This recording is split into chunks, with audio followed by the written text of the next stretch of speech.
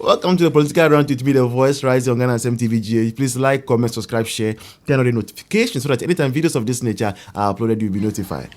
We actually cautioned and prompted the government that in the coming days, if we do not see any action regarding to the Amuchi Nusalakoko Blekusu Adina tidal wave, we will petition Parliament to call out the Minister for Works and Housing to let the entire country know what they are doing as far as the tidal wave crisis is concerned. We will petition again to also know the 200 million Ghana cedis that was budgeted for recently. What they have used that money for so far. It's been over 2 months now. I don't think that the budget was just for us to see as television. It was for it to be used as executional plan. But if a budget has been done and nothing is being, implemented, yet lives are being, lives are lost, properties are lost, a whole lot of things are going wrong, then it means that we should query the government to know what is happening. So as far as the petition is concerned, in the coming days, just as I said, I will be leading as a native from that community. I'll be leading the youth of that town, will storm Parliament and let them understand that enough is enough. If they have the same energy to be able to sit from 2 p.m. or 2 p.m. to 7 p.m.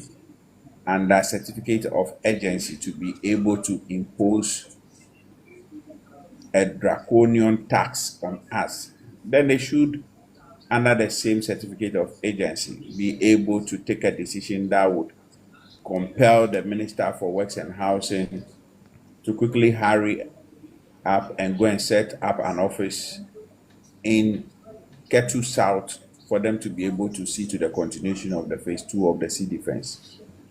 All right, Mayor, the question people will be asking is that you have an MP, so why are you as a private citizen taking this upon yourself? Where is Abla Gomashie, yes, your MP? So I have said that if you lie your way through things, you use propaganda to demonize previous governments, the tidal waves will expose you.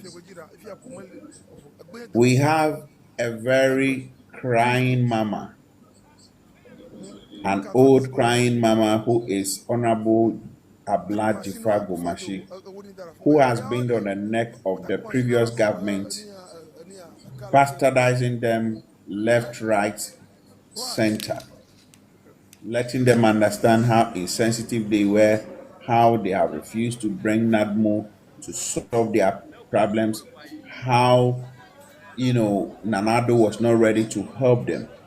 Surprisingly enough, you have another loudmouth MP, Honorable Ablakwa, Samuel Ablakwa, who also come and join, bastardize the government because he has made himself a social media langard, a Facebook langard. He will go and write on Facebook, say all manner of things and say that instead of Akufo-Addo showing interest in his country, which has to do with the Amuchi Nusalakoko tidal waves, he's rather interested in foreign issues. Today, you see Abaya di Botichino, and Noana Yedi Boba, and Ene Osha, and Namene Ukase.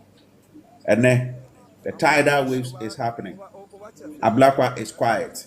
Instead of talking about his own region, where tidal wave is killing people, where tidal waves is taking properties of people, where tidal wave is destroying residents' properties, he is not talking. He is rather on a manhunt, moving from one embassy to the other, moving from one country to the other, being in Air Classico, private jets, chilling, enjoying pizza and the rest in the jet. So for me, I think that the honorable member for that particular constituency, Jifa Abla Gomashie, I am going to take her on. I will deal with her decisively, and I will ensure that if she does not wake up, she will not see the light of the day. Are you aware that this woman, upon all that is happening to the people of Salakope for the past 2 weeks, I don't know if you've seen the videos. 2 weeks ago, I was in a region where I was coming from, how do you call it, Aplawu to my home. I happened to be in traffic for over 2 good hours because the sea has, brought the sea sand to cover the entire road. Yeah. So the community members, the youth of that community, have to now go and get shovel. Some have to take hoe, and then be now pushing the sand, sand back back. into the sea for the cars to be able to have access. Then I asked myself, what is happening? When we have our own MP, who by the grace of God, upon the loud mouth, talking, she's been given a tourism minister.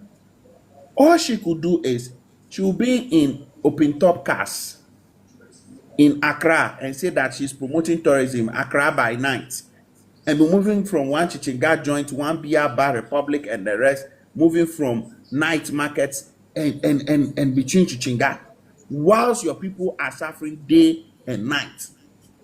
So I think that I'll call on everybody. This is a matter that we must not sleep over. For me, I want to look at it devoid of politics.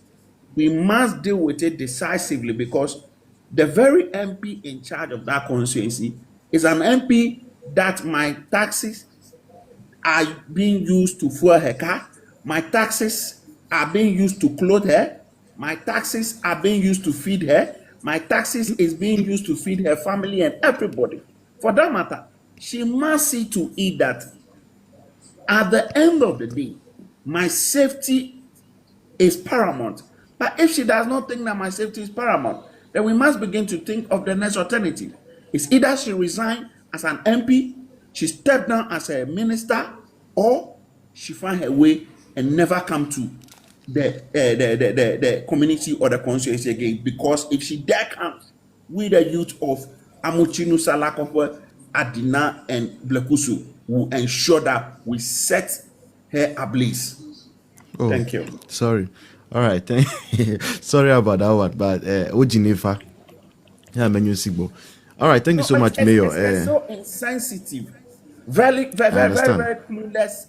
And you see, the annoying thing is that these very people who were showing to us that they were very calm and sober people, they have now turned themselves to be arrogant and braggarts.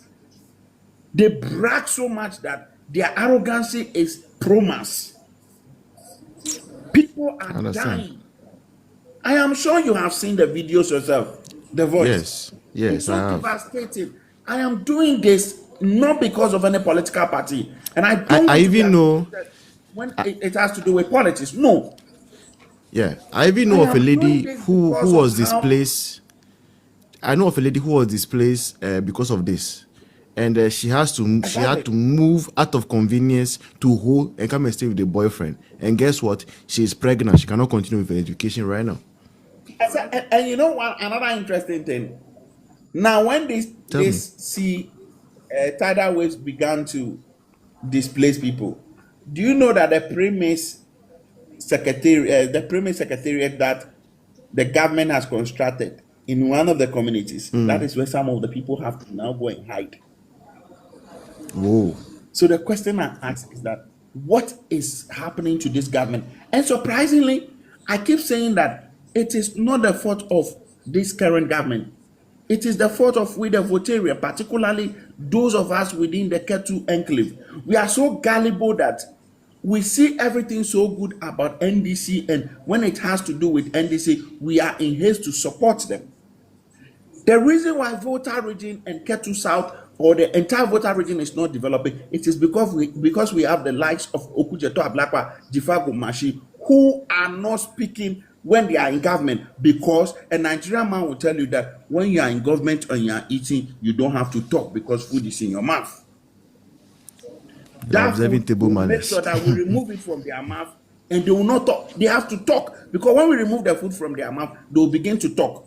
Now they've gotten juicy appointments and enjoying, so they have ceased talking. They have ceased talking about national issues, which are even directly at their doorsteps. All right.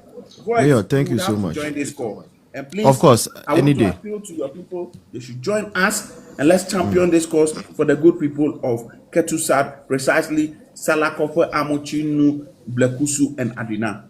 Thank you so much. Thank you so much, Mayor, for coming through. We wish you the best. Thank you to my brother. Thank you to All my right, thank you. brother. Okay. I don't know that. That's a quick one. Yeah. On the issue of the one Ghana levy thing that was Dumso levy. the Doomsaw levy, the D levy that was imposed on us yesterday. I just noticed that it is not even a one Ghana that was imposed on us.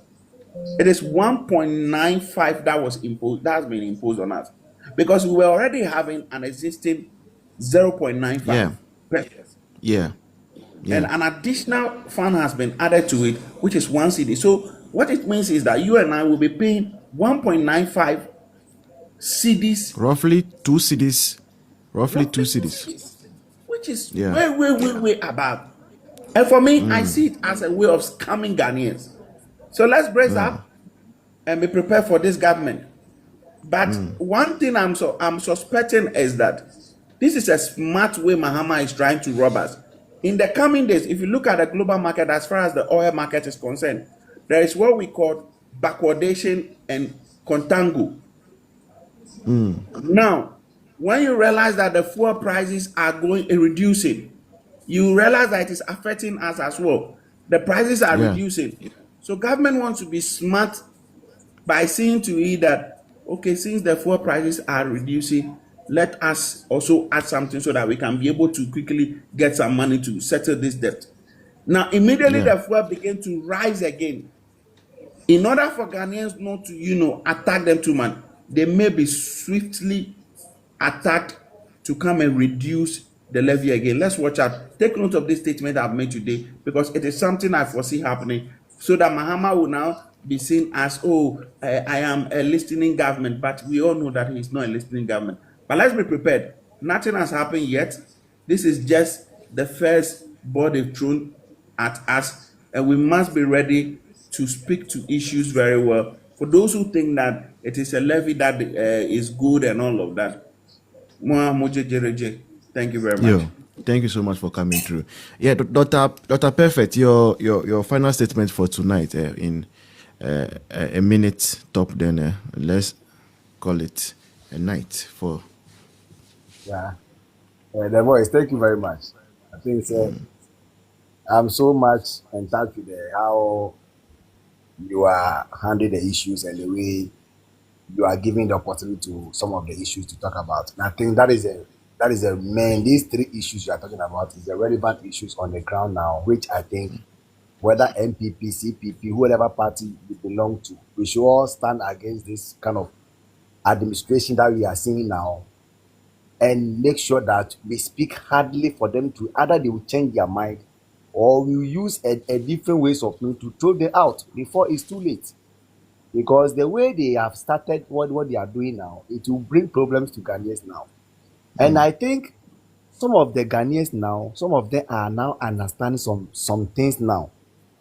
Bebree I feel no madwe ebo say no ade no enko yi and me the what I would say is that I'm so much glad, I'm so happy say the people that they were in opposition saying the whole lot, like Sami Jemfi, Sam George, Sami Ogudo Abrakwa, Felix Kosukwachi, these boys that they are in opposition, champion talking blah blah blah blah blah. Mahama have given all of them a position.